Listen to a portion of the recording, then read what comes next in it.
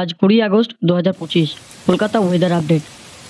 বুধবার সকাল থেকে শহরে হালকা থেকে মাঝারি বৃষ্টি, 3 ভোর দফায় দফায় বৃষ্টির পূর্বাভাস জানাচ্ছে আবহাওয়া আলিপুর দপ্তর।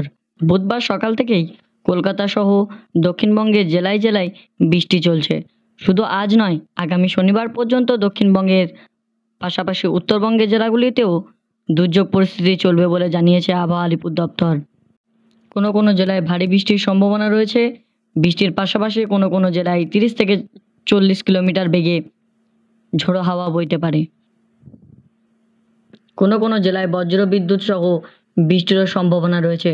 আবহাওয়া দপ্তর থেকে জানা গিয়েছে, দক্ষিণবঙ্গের জেলাগুলিতে আগামী শনিবার পর্যন্ত দুর্যোগ পরিস্থিতি চলবে। আবহাওয়া দপ্তর সূত্রে জানা গিয়েছে, আজ বুধবার দক্ষিণবঙ্গের প্রায় সব জেলাগুলিতেই কম বেশি বৃষ্টি চলবে।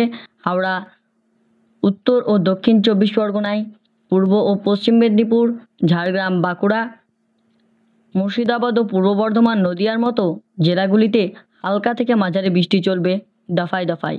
বৃষ্টির পাশাপাশি জেলাগুলিতে 30 থেকে 40 কিলোমিটার বেগে ঝোড়ো হাওয়া দাপট থাকবে বলে আবহাওয়া দপ্তর সূত্রে জানা গিয়েছে।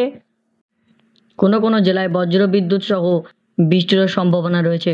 আবহাওয়া দপ্তর থেকে জানা গিয়েছে, দক্ষিণবঙ্গের জেলাগুলিতে আগামী শনিবার পর্যন্ত দুর্যোগ পরিস্থিতি চলবে।